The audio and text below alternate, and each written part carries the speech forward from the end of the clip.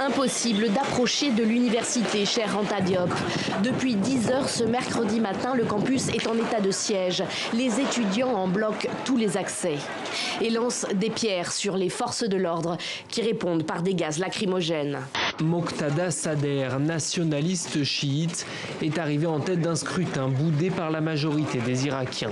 Dans son fief de Sadr City, un quartier en périphérie de Bagdad, Moqtada Sader a fait campagne contre la corruption et contre l'ingérence étrangère, notamment celle de l'Iran. C'est le ministre adjoint des Affaires étrangères, Kim Ghegwan, qui menace de reconsidérer ce sommet avec Donald Trump si Washington, alors là je le cite, met au pied du mur le régime et exige unilatéralement qu'il renonce au nucléaire.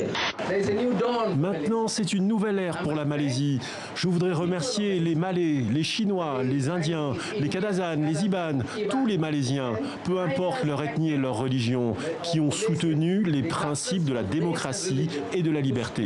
Ce jugement est une grande victoire parce que, enfin, mon statut de lanceur d'alerte est pleinement reconnu au sens de la Cour européenne des droits de l'homme. Donc je suis définitivement acquitté pour l'ensemble des faits relatifs à l'affaire LuxLeaks. On est aussi 3 gros consommateurs de séries, donc voilà, on est nourri de beaucoup d'images, de beaucoup de références et puis de cette forme de narration qui est propre aux séries avec leur dynamisme, leur côté très contemporain, tout en ayant fait voilà, beaucoup de lectures. On sait qu'il y a déjà eu l'âge d'or du feuilleton littéraire au 19e siècle, etc. Et nous, on se demandait qu'est-ce que ce serait une version réactualisée, en fait, à l'époque des séries télé de ces feuilletons. Le fait d'écouter une musique qui vous plaît suffisamment pour vous évoquer des frissons va relâcher la dopamine dans votre cerveau. Et dans les structures reconnues pour être tout le circuit de récompense dans le cerveau. Celui qui va répondre à la drogue, au plaisir sexuel, au chocolat aussi.